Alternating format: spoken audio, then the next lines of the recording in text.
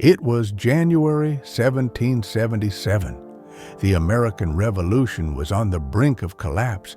The British believed they were about to end it once and for all. But George Washington had one final gamble left, a daring maneuver that would change the war forever. This is the story of the Battle of Princeton. The Continental Army had just shocked the world with their victory at Trenton on December 26, 1776. Washington's Christmas night crossing of the icy Delaware River was daring, but it came at a cost. His men were exhausted, many without shoes, leaving bloody footprints in the snow. Supplies were scarce, and enlistments were about to expire. The Revolution could still collapse within days. Meanwhile, the British were furious. General Lord Cornwallis gathered nearly 8,000 experienced troops to crush Washington once and for all.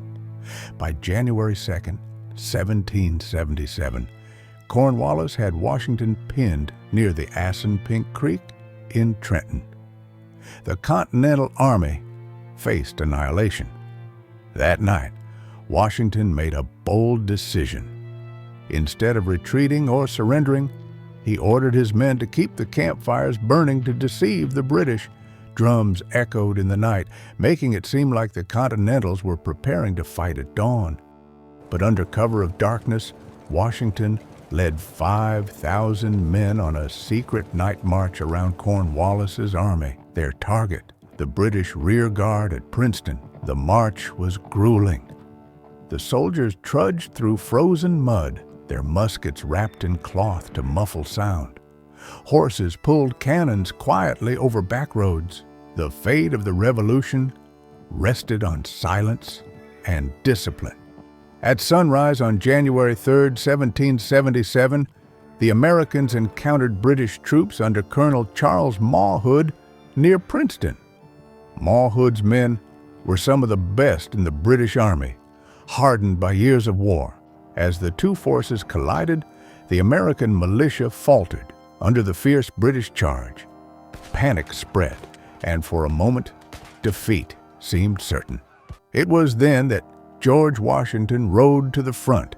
Against the advice of his officers, he placed himself between his men and the enemy, just 30 yards from British muskets.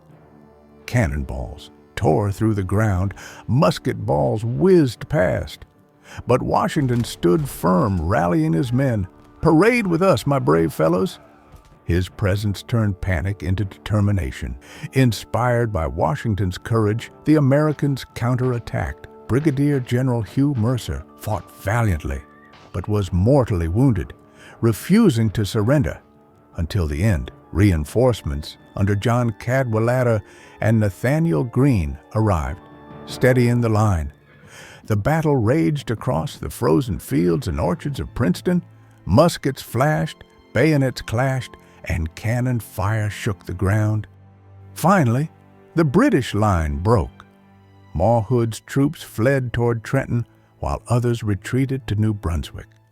In less than an hour, Washington had secured a second stunning victory in just 10 days. The Battle of Princeton was not the largest battle of the war, but its impact was enormous.